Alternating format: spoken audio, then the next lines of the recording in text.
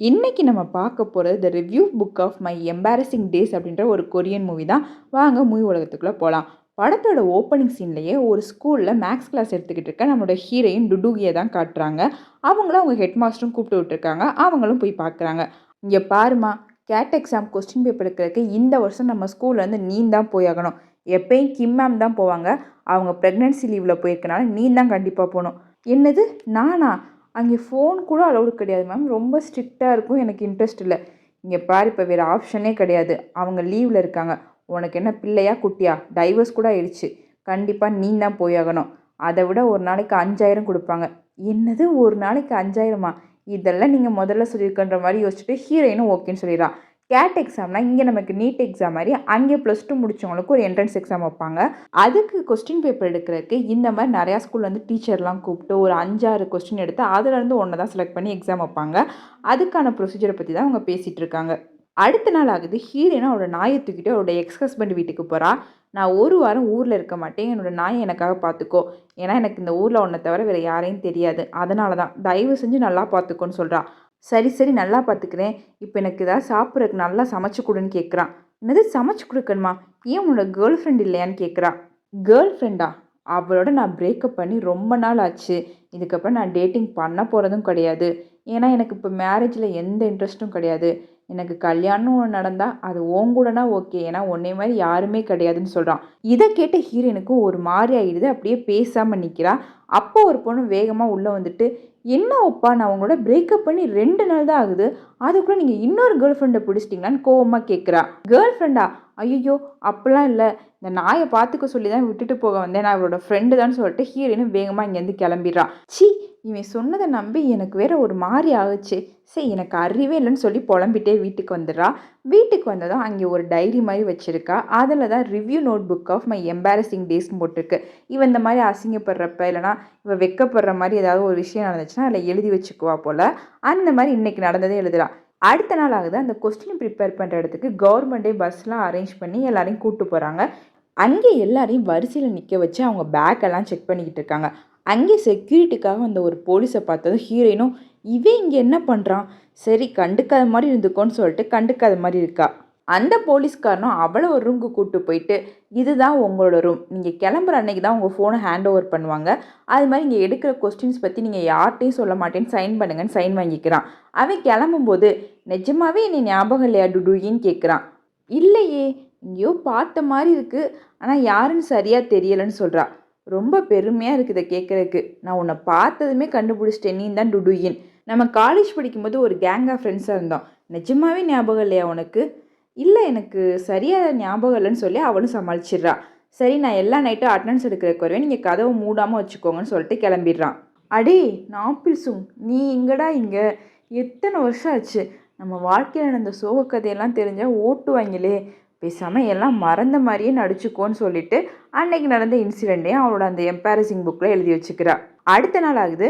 காலையில் எந்திரிச்சதும் உங்களுக்கு எக்ஸசைஸ் சொல்லி கொடுக்குறாங்க. அப்புறம் காலைல சாப்பாடு எல்லாமே ரெடியாக இருக்குது.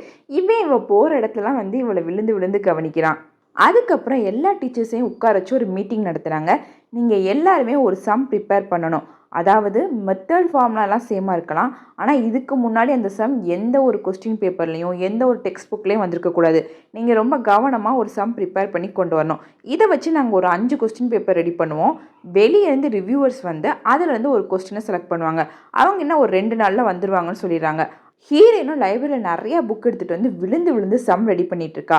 ராத்திரி அட்டண்டன்ஸ் எடுக்கிறதுக்காக நாப்பிள் சுங் வர்றான். இவரோட கோலத்தை பார்த்துட்டு அவனும் சிரிச்சுட்டு போயிடுறான். அடுத்த நாள் ஆகுது. எல்லாரையும் அவங்கவுங்க சம போட்டு காமிக்க சொல்கிறாங்க. ஹீரோயினோட டேர்ன் வரும்போது அவளும் அவளோட சம போட்டு எக்ஸ்பிளைன் பண்ணுறா. இதை நாப்பிள் சுங் வச்ச கண்ணு வாங்காமல் பார்த்துட்டு இருக்கான். மீட்டிங் முடிஞ்ச பிறகு எல்லாரும் உட்காந்து பேசிகிட்டு இருக்காங்க. அப்போ இங்கே ஒரு சாரும் டுடுகியை பார்த்து, என்னம்மா உனக்கு பாய் ஃப்ரெண்ட்லாம் இருக்கா, நீ சிங்கிளா இல்லை மேரேஜ் ஆயிடுச்சான்னு கேட்குறாரு. அதுக்கு டுடுயும், எனக்கு டைவர்ஸ் ஆயிடுச்சு, இப்போ சிங்கிளாக தான் இருக்கேன்னு சொல்கிறா. இதை நாப்பிள் சிங்கும் ரொம்ப ஷாக்கிங்காக கேட்டுட்ருக்கான். இவன் மேலே கண்ணு வச்சுருக்க இன்னொரு டீச்சரும், எனக்கும் டைவர்ஸ் ஆயிடுச்சு, நான் கூட சிங்கிளாக தான் இருக்கேன்னு சொல்கிறா. அப்போ அந்த சார் நாப்பிள் சிங்கை பார்த்து, உனக்கு கல்யாணம் ஆயிடுச்சாப்பான்னு கேட்குறாரு. அதுக்காக இல்லை நான் சிங்கிள் தான் அப்படின்னு சொல்கிறான். இவனுக்கு இன்னும் கல்யாணமே ஆகலையான்னு டுடுயும் ரொம்ப ஷாக்கிங்காக பார்க்குறா. அதுக்கப்புறம் அந்த சாரும், சொல்லுப்பா உனக்கு எந்த மாதிரி பொண்ணு வேணும்னு ஆசைன்னு கேட்குறாரு. எனக்கு மேக்ஸ் சூப்பராக போட தெரிஞ்ச பொண்ணு தான் வேணும். முக்கியமாக அவளுக்கு பிடிக்காத எம்பாரசிங் மொமெண்ட்ஸ் எல்லாம் ஒரு நோட்டில் எழுதி வைக்கிற பொண்ணு தான் வேணும்னு சொல்கிறான். இதை கேட்ட உடனே ஹீரோயினுக்கும் ஷாக் ஆகி அவள் வாயில் வச்சிருந்த காப்பியை அப்படியே துப்பிடுறா. இப்போ அப்படியே ஃப்ளாஷ்பேக்கில் காட்டுறாங்க. இவங்க கேங்கில் எல்லோரும் உட்காந்து ஜாலியாக தண்ணி அடித்து விளையாண்டுட்டு இருப்பாங்க. ஹீரோயின் அப்போ தான் முத தண்ணி அடிக்க கற்றுட்ருக்கா. அப்போ நாப்பிள் சிங் தான் இவளுக்கு கம்பெனி கொடுத்துட்ருப்பான். இவன் நல்லா தண்ணி அடிச்சுட்டு அவன் மேலேயே வாமிட் பண்ணியிருப்பா. அதெல்லாம் யோசிச்சு பார்த்துட்டு ஹீரோயினும் கத்திக்கிட்டே இருந்திருக்கிறா. சரி, இவனால் தேவையில்லாமல் பழைய எம்பாரசிங் மொமெண்ட்ஸ் எல்லாம் ஞாபகத்துக்கு வருது. இப்போ அது மட்டும் இல்லாமல் இவனுக்கு பேசின விதமே சரியில்லையே, என்ன பாயிண்ட் அவுட் பண்ணுற மாதிரியே பேசினனே, ஒருவேளை இவனுக்கு நம்ம மேலே ஃபீலிங்ஸ் இருக்குமோன்னு யோசிச்சுட்டே இவளோட அந்த புக் எடுத்து இன்றைக்கி நடந்த எம்பாரசிங் மொமெண்ட்டை எழுத ஆரம்பிக்கிறாள். அடுத்த நாள் ஆகுது. அவகிட்ட இருக்கிறதுலே ரொம்ப அழகான ட்ரெஸ்ஸை போட்டு கிளம்பி வரா. அப்போ அந்த பக்கம் அந்த நாப்பிள் சிங்கும் உன் ட்ரெஸ்ஸு எனக்கு உனக்கு சூப்பராக இருக்குன்னு சொல்கிறா. இதை கேட்டது அவளுக்கு ரொம்ப சந்தோஷமாக இருக்குது. அங்கே எல்லாருக்கிட்டையும் பேசிக்கிட்டு இருக்கும்போது திடீர்னு இவளால் மூச்சு விடவே முடியல, ரொம்பவே கஷ்டப்படுறா. இதை கவனித்த நாப்பிள் சிங்கும் வேகமாக அவளை ஹாஸ்டலுக்கு கூப்பிட்டு போகிறான். அங்கே டாக்டரும் இவங்க நாங்கள் செக் பண்ணோம், கொஞ்சம் வெளியே இருங்கன்னு சொல்கிறாங்க. ஐயோ, இவங்க கொஸ்டின் எடுக்கிற வெளில இருக்காங்க, என்னது இருந்தாலும் நான் பக்கத்தில் தான் இருக்கணும், அதுதான் செக்யூரிட்டி ப்ராசஸ்ன்னு சொல்கிறான். அதை கேட்ட ஹீரோயினும் போட செத்த வேலை வெளியே நில்றான்னு சொல்லிட்டு அவளை தள்ளி விட்றா. அதுக்கப்புறம் டாக்டர் வெளியே வந்துட்டு அவங்களுக்கு ஒன்றும் இல்லைங்க, ட்ரெஸ் தான் ரொம்ப டைட்டாக இருந்திருக்கு, அதனால தான் மூச்சு விட முடியாமல் கஷ்டப்பட்டுருக்காங்க, நீங்கள் அவங்கள கூப்பிட்டு போயிடலான்னு சொல்லிடுறாங்க. அவனும் உள்ளே வந்துட்டு லூஸா நீ யாரா இவ்வளோ டைட்டாக போடுவாங்களான்னு சொல்லிட்டு அவளை அந்த ட்ரெஸ்ஸோட ஜிப்பை போட விடாமல் யாருக்கும் தெரியாத மாதிரி அவனே அழகாக தூக்கிட்டு போயிடுறான். அவளை அவளோட ரூமில் இறக்கி விட்டுட்டு இன்றைக்கி நடந்த எதே நீ அந்த புக்கில் எழுத வேணாம், பேசாமல் தூங்குன்னு சொல்கிறான். அப்போ ஹீரோனும் ரொம்ப யோசிச்சுட்டு உனக்கு என்னை பற்றி எதுவுமே கேட்கணும்னு தோணலையான்னு கேட்குறா. என்ன கேட்கணும்? இல்லை, எனக்கு டைவர்ஸ் ஆயிடுச்சுன்னு சொன்னேன்ல, என் ஹஸ்பண்ட் யார், எனக்கு குழந்தை இருக்கா, ஏன் டைவர்ஸ் ஆச்சு, இந்த மாதிரி எதுவுமே உனக்கு கேட்கணும்னு தோணலையான்னு கேட்குறா.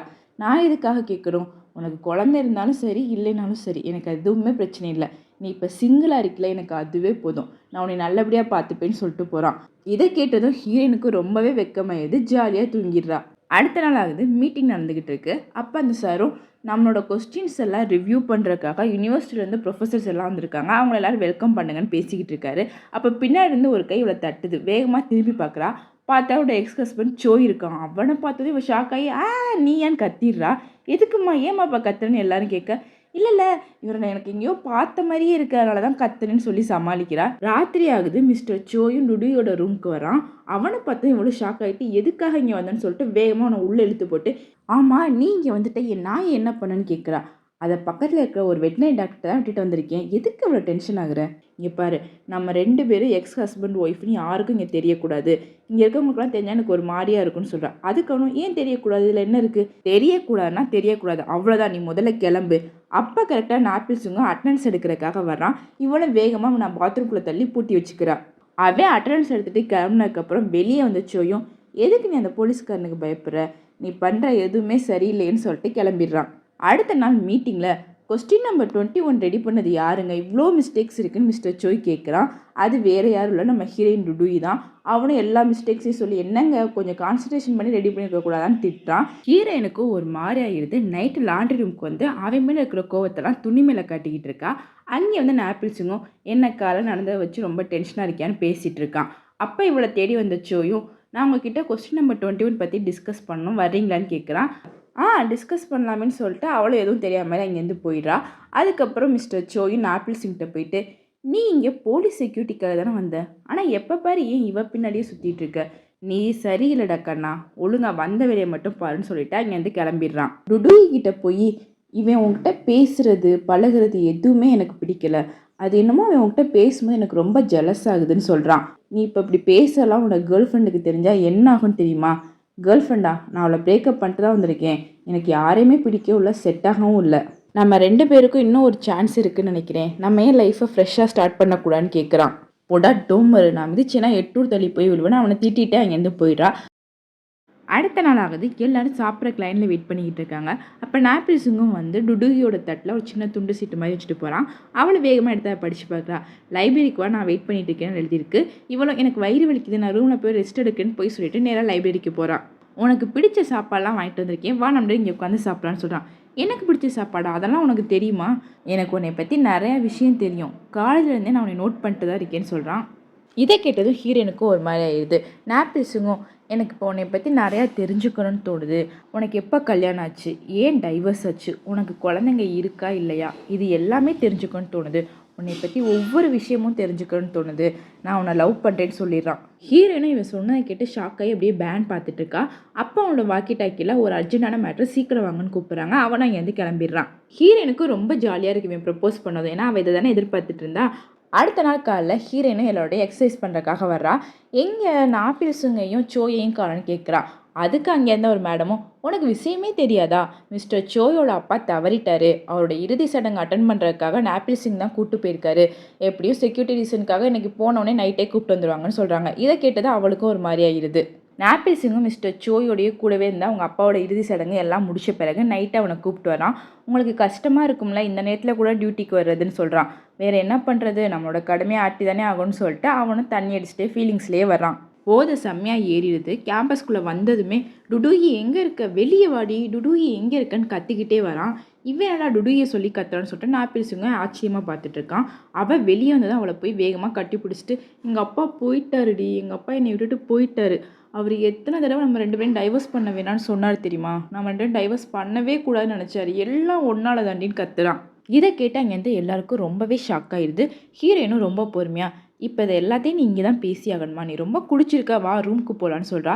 அதுக்கு அவனும், இங்கே பாரு டுடூயி, என்னை மன்னிச்சிடு, எனக்கு வேறு வழி தெரியலை, தயவு செஞ்சு எனக்கு ஒரு சான்ஸ் கொடு, நம்ம முதல்ல இருந்து ஆரம்பிக்கலான்னு கேட்குறான். இதை நம்ம இப்போ இங்கே பேச வேணாம், வா போகலான்னு சொல்ல அவன் ரொம்ப டென்ஷன் ஆகிட்டு, என்னடி என்ன இங்கே பேச வேணாம், நீ என்ன நினச்சிக்கிட்டு இருக்க, நான் எதுக்காக உனக்கு டைவர்ஸ் கொடுத்தேன்னு உனக்கு தெரியாதா, நீ வேறு ஒருத்தையும் கூட ஊர் சுற்றலை, அதனால தான் நான் உனக்கு டைவர்ஸ் கொடுத்தேன்னு கத்துறான்.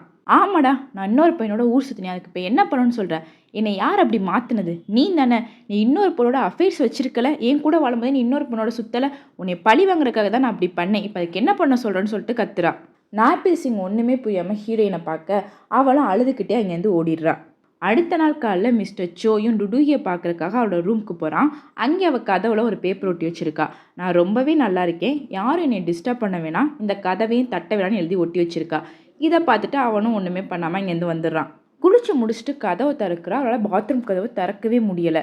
எல்லார் பேரையும் சொல்லி கத்தி கத்தி பார்க்குறா. ஆனால் யாருக்குமே அவள் கத்துறது கேட்கவே இல்லை. அவள் உள்ளக்குள்ளேயே ஸ்டக் ஆகிட்டா. ராத்திரி ஆகுது. நாப்பிள் சிங்கும் அட்டெண்டன்ஸ் எடுக்கிறதுக்காக வர்றான். இவளோட கதவுல அந்த பேப்பர் ஒட்டியிருக்க பார்த்துட்டு கதவை தட்டுறான். அவள் திறக்கவே மாட்டேங்கிறா. நான் செக்யூரிட்டி பர்பஸ்க்காக உங்கள் ரூம்குள்ளே வரேன்னு சொல்லிட்டு அவனே ஒரு கீயை போட்டு திறந்து உள்ளே வரான். உள்ளே வந்துட்டு அவளை தேடி பார்க்குறான், காணோம். இவனும் கூப்பிட்டு பார்க்குறான். அப்புறம் பாத்ரூம்குள்ளே இருக்கான்னு சொல்லிட்டு கூப்பிட்டு பார்க்குறான். அப்பையும் பதிலை காணோம். நீங்கள் பாத்ரூம்குள்ளே தான் இருக்கீங்க, உள்ளே மாட்டிக்கிட்டீங்கன்னு நினைக்கிறேன், அதனால் நான் இதை வந்து கதவை திறந்துட்டு வரேன்னு சொல்லிட்டு வேகமாக கதவை திறந்துட்டு போகிறான். அங்கே அவன் மயக்கமாக இருக்க மாதிரி இருக்குது. அச்சோ டுடுகி உனக்கு என்னாச்சுன்னு கத்துறான். டுடுகியும் கண்ணை முடிச்சு பார்த்துட்டு, நான் மயக்கெல்லாம் போடலை, எல்லாரையும் கூப்பிட்டு பார்த்தேன், யாருக்குமே கேட்கல, அதனால் இங்கேயே தூங்கிட்டேன்னு சொல்கிறான். நல்ல வேளை உனக்கு இன்னமும் ஆயிடுச்சுன்னு பயந்துட்டேன்னு சொல்லிட்டு அவனும் அங்கேருந்து கிளம்புறான். இவளும் தயங்கிக்கிட்டே, நான் உங்ககிட்ட சொல்லலான்னு தான் நினச்சேன், ப்ரொஃபஸர் சோய் தான் என்னோட எக்ஸ் ஹஸ்பண்ட் சொல்லலான்னு நினச்சேன், ஆனால் எனக்கு சான்ஸே கிடைக்கலன்னு சொல்கிறா. அவனும் டென்ஷன் ஆகிட்டு, என்னது சான்ஸ் கிடைக்கலையா, நம்ம 2 பேரும் எவ்வளோ டைம் இந்த கேம்பஸ்குள்ளே ஒன்றா சுற்றிருப்போம், நான் உங்ககிட்ட எத்தனை டைம் வந்து பேசியிருப்பேன், உனக்கு ஒரு தடவை கூடவா சொல்லணும்னு தோணல, அதை விடு, நீ என்னை நம்பவே இல்லைல்ல, அதனால தான் நான் உங்ககிட்ட கன்ஃபர்ஸ் பண்ணப்போ கூட நீ என்கிட்ட சொல்லலைல, என்னோடய லவ் எல்லாம் விளாட்டுக்கு நீ நினச்சிட்டில, என்னை நம்பின்னு தான் சொல்லியிருப்பில்லன்னு சொல்கிறான். இப்போ நீ என்ன சொல்ல வர, நான் வேணும்னே உங்ககிட்ட சொல்லலை, நான் அந்த மிஸ்டர் சோயோட சேர்ந்து வாழணும்னு சொல்ல வரியான்னு கோவமாக கேட்குறா. அது உன்னோட இஷ்டம், நான் யார் விருப்பத்துலேயும் தலையிட மாட்டேன், நீயும் அவனும் எக்ஸ் ஹஸ்பண்ட் ஒய்ஃப், உங்களுக்குள்ளே உள்ளதை நீங்கள் தான் பேசி முடிச்சுக்கணும், நான் கிளம்புறேன்னு சொல்லிட்டு அங்கேருந்து கிளம்பிடுறான். ராத்திரி ஆகுது. மிஸ்டர் சோயை போய் பார்க்குறா. அவன் இவளை பார்த்ததும், நான் அன்றைக்கி வேணும்னே பண்ணல, தயவு செஞ்சு என்னை புரிஞ்சுக்கோன்னு சொல்கிறான். இங்கே பாரு சோய், நம்ம லைஃப்பில் எதுவுமே இனிமேல் சரிப்பட்டு வராது, நம்ம ஒன்றா சேர்ந்தால் அதுக்கு ஒரு அர்த்தமே கிடையாது, நான் ஒன்றை பழி வாங்குறதா நினச்சிட்டு என் வாழ்க்கையில் ஒரு பெரிய தப்பு பண்ணிட்டேன், அந்த மாதிரி ஒரு மிஸ்டேக் நான் திரும்ப பண்ணக்கூடாதுன்னு நினைக்கிறேன், அதுதான் என் வாழ்க்கையிலே ஒரு பெரிய கரும்புள்ளி, இதுக்கப்புறம் நம்ம லைஃப்பில் எதுவுமே இல்லை, ஒரு ஃப்ரெண்ட்ஸாகவே நம்ம இருக்கலாம், அது மட்டும் இல்லாமல் இப்போ எனக்கு பிடிச்ச ஒரு பர்சன் இருக்கார், நான் அவரை தான் கல்யாணம் பண்ணிக்கணும்னு ஆசைப்பட்றேன்னு சொல்லிடுறான். அதுக்கப்புறம் நாப்பிள் சிங் டியூட்டியில் இருக்கிற லைப்ரரியில் போய் அவன் நோட்டில் எழுதி வச்சிருக்க ஒரு பேஜ் எடுத்து வாசிக்கிறான். இவனுக்கு ஏன் இன்னும் கல்யாணம் ஆகலை, இவன் அழகாக இருக்கிறதா மற்ற பொண்ணுங்க நினைக்கலையா, ஒருவேளை குடும்ப கடமை என்ன இருக்கா, இவன் தங்கச்சி யாருக்கும் மேரேஜ் பண்ண வேண்டியது இருக்கோ, எதனால இவன் கல்யாணம் பண்ணிக்கல, இதுதான் நான் உன்னை பார்த்த அன்றைக்கி உன்னை பற்றி எழுதுனது இந்த புக்கில் நான் நிறைய விஷயங்கள் என்னோடய எம்பாரசிங் மூமெண்ட்ஸ் எல்லாம் எழுதியிருக்கேன், இதை படிச்சுப்பாரு, அப்போ உனக்கு எல்லாமே புரியும்னு சொல்லி கொடுத்துட்டு போகிறான். அவனும் அந்த புக்கில் எழுதியிருக்கெல்லாம் படித்து பார்த்துட்டு சிரிச்சிட்டு இருக்கான். நேராக சோயோட ரூமை போய் கதவை தட்டி அவன் கையில் இந்த புக்கை கொடுக்குறான். இப்போ அப்படியே சீன் கட் பண்ணி நமக்கு மறுநாள் காலையில் காட்டுறாங்க. ஒரு வழியாக அந்த 5 கொஸ்டின் பேப்பர்லேருந்து ஒரு கொஸ்டின் பேப்பர் செலக்ட் பண்ணிட்டு எல்லாரும் வேலையை முடிச்சுட்டு கிளம்பிட்டாங்க. அப்போ மிஸ்டர் சோய் வந்துட்டு இவகிட்ட எதுவுமே பேசாமல் அவர் போயிடுறாரு. அதுக்கப்புறம் நாப்பிள் சிங் வந்துட்டு அவளோட நோட் புக்கை அவகிட்ட கொடுத்துட்டு அவனும் எதுவுமே சொல்லாமல் கிளம்பிடுறான். ஹீரோயினும் வீட்டுக்கு வந்துட்டு ஒரே அசிங்கமாக போச்சு, என் மானம் போச்சு, மரியாதை போச்சு, எதுவுமே சொல்லாமல் போயிட்டானேன்னு கத்திக்கிட்டு அந்த டைரியை தூக்கி ஃப்ரீசருக்குள்ளே போட்டுறா. அடுத்த நாள் ஆகுது, இவரோட நாயை கூப்பிட்டுறதுக்காக சோயோட வீட்டுக்கு போகிறா. ஜோயும் ஹீரோயினை பார்த்ததும் எனக்கு உன்னை பார்த்தா பொறாமையாக இருக்குது, உங்கள் 2 பேருக்குள்ளே எல்லாம் செட் ஆகிடுச்சா, டேட்டிங்கெல்லாம் போயிருப்பீங்களேன்னு கேட்குறாரு. இவளும் ஒன்றும் புரியாமல் என்ன சொல்கிறேன், எனக்கு எதுவும் புரியலைன்னு கேட்குறா. என்னது புரியலையா? அந்த லூசு பையன் ஆப்பிள் சிங் உன் புக்கை கொடுத்தா அதில் ஒரு 5 சம் போட்டு தர சொன்னால் நானும் போட்டு கொடுத்தேனே, அதை நீ இன்னும் கிளியர் பண்ணலையா, போய் அதை கிளியர் பண்ணுன்னு சொல்கிறான். இவளும் வேகமாக வீட்டுக்கு வந்துட்டு ஃப்ரீசருக்குள்ளே இருக்கிற அந்த புக் எடுக்கிறா. பார்த்தா நல்லா ஐஸ் கட்டியாகிடுச்சு. ரொம்ப கஷ்டப்பட்டு ட்ரையரெல்லாம் காமிச்சு அதை ஒரு வழியாக ஓப்பன் பண்ணிடுறா. ஜோய் சொன்ன மாதிரியே அதில் ஒரு 5 சம் இருக்குது. இவள் வேகமாக அந்த சம்மெல்லாம் கிளியர் பண்ணி ஆன்சர்லாம் கண்டுபிடிச்சி ஒன்றா எழுதி வைக்கிறா.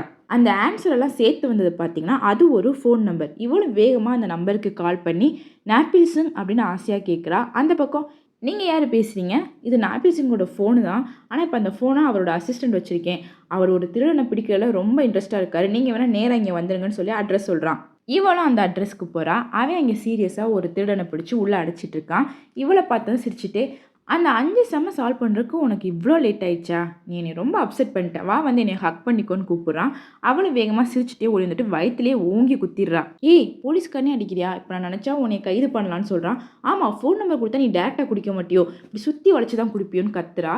வேகமாக அவனும் ஹக் பண்ணிட்டு அதான் கண்டுபிடிச்சிட்டில விடுன்னு சொல்கிறான். இப்படியே இவங்க 2 பேரும் வாழ்க்கையில் ஒன்றாயிட்டாங்க. இதோட இந்த படமும் முடியுது.